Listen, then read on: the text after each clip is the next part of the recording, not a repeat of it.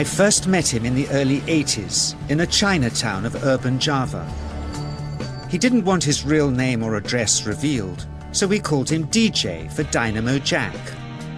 He was only a healer, he said, but he did direct a powerful energy generated from his own body into his patients. Sometimes he used the needles, sometimes just his hands. He called the energy Qi, and it was so strong that he usually needed a grounder to hold his patients' feet. For years we followed him around Java on his healing rounds, pleading to be allowed to film him, but he always refused, saying his powers resulted from a type of meditation with an ancient tradition of secrecy. It was only when my brother Lorne was suffering from a serious eye infection that he finally allowed us to film him in 1987. It was nothing like any acupuncture I'd ever had. I was getting really powerful electric shocks and couldn't control my movements at all. Yin yang, positive and negative, you know. And my positive from here and my negative from here. And we meet together, it can get like electricity. And is this because you're special? You have a special sort of It's meditation every day. It's meditation that does it? Meditation every day. Like you can touch me, like this. It's nothing, okay? It's my burn. It's just like this. For our sound recordist, it was also a shocker.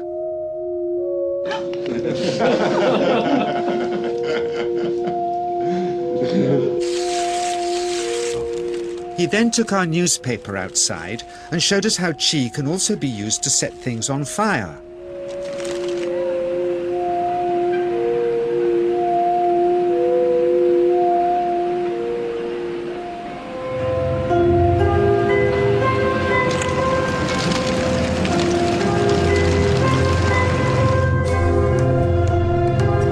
When he heard we'd shown this footage in public, he was very upset and refused all our future efforts to contact him again. As the years passed, we sadly resigned ourselves to never seeing him again. My brother Lorne never did, for by 1997 he was already dead, when I again found myself with DJ, now treating me for an eye problem. But it wasn't this that brought me back. He had tracked me down out of the blue and invited me to tell me a story. He had just returned from 2 years on a deep meditational journey, alone in the heart of Borneo. Amongst his revelations, he had seen, he said, how history was moving on into great change, and the old wisdom was vanishing. So he'd called me back to film just enough of him to remind us that we all have undreamed of powers sleeping within us, and that there's nothing special about him except for his training in waking them. Grounding this patient, my cameraman Joe is having to use all his weight to keep contact. Qi is pushing him away. He seems able to control the amplitude of this Qi, like a dimmer switch, and it causes uncontrollable responses in the patients and their grounders. I can barely keep my hand on you. Fly off, the electricity is so strong. This mother unwittingly grounds her child. He won't sit still, so she's asked to hold him and grin and bear it. Sometimes signs of this passing energy can be seen in the transmitter too. This Qi stuff is only the surface, he says, of the real adventure beneath, in the meditational technique.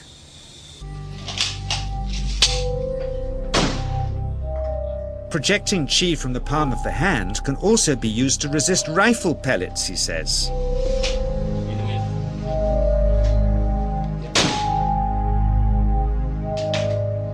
First, you learn to distinguish between yin and yang Qi in your body. Then how to pool it in your navel chakra. Then how to project it, he says. And it's the proportionate mixture between yin and yang which accounts for different effects, like pulling or pushing objects or igniting them. Then he gets really strange. He says that mastering yin qi is the key to the spirit world. There's a long tradition of Indonesian krisis being possessed by spirits. So people bring him their krisis to see if they're duds. Here, he says, he doesn't manipulate matter by projecting mixtures of yin and yang qi. He merely creates a field of yin energy in which, he says, if there's a spirit, it can manifest itself.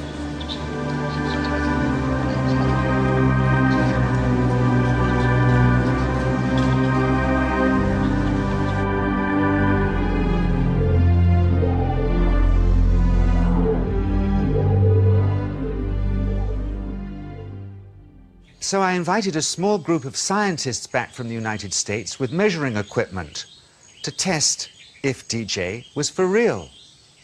And if so, where might this energy belong on the electromagnetic spectrum? Catherine Cook, CEO of the Mind Science Foundation in Texas. Dr. Roger Nilsson, a Swedish medic and international racing sailor. Dr. Greg Simpson, a physicist from New York's Albert Einstein University, and Andreas Polak, one of DJ's Australian students. The visitors are confident they'll uncover him as a fraud in no time. Greg is the first guinea pig, and he's uncomfortable about showing that he can feel anything at all. Dr. Roger doesn't know what to expect.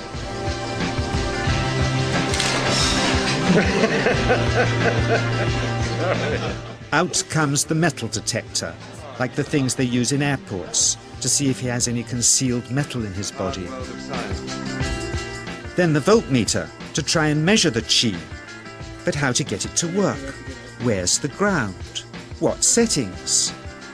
DJ suggests that as his negative is his perineum, and his positive is his navel chakra, perhaps that's where the electrode should be attached. He doesn't stand on his dignity. He's eager to help, but still no readings. They're getting shocks off his arm, and now they're on the right settings, but the needle still isn't moving. DJ says it isn't electricity, it's qi. It's 1, 2, up, I feel it in my whole body. I feel it at 3, 0.3, I feel it in my legs. Shit, But suspecting there's some tricky setup on his premises they can't find, they insist we all go to a randomly chosen hotel room several miles away to see if he can light a light bulb with his fingers. It doesn't ground on the wall. So Greg holds and grounds one wire, while DJ pumps qi through the other. The bulbs are LEDs, light-emitting diodes, which ignite in different colors according to the intensity of current. Yes. On, off, on. Brilliant. Oh, you're blinking. Things were going well. DJ was enjoying it too, until he invited us all out to lunch at his local, where he tried to push a chopstick through the table. He couldn't get it through the formica surface, so he came up through an inch of wood from underneath.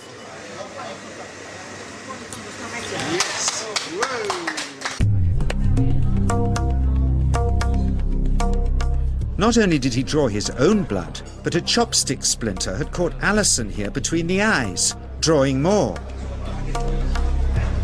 The incident was laughed off apologetically, but next morning he was a different man, drawn and upset. He said he'd been visited all night by his long-dead master, raging that he'd broken the strict taboos of his sect, never to show off in public and never to cause harm or draw blood. He felt deeply chastised. All further testing and filming must end. Never again would he submit to public scrutiny, nor accept any new students.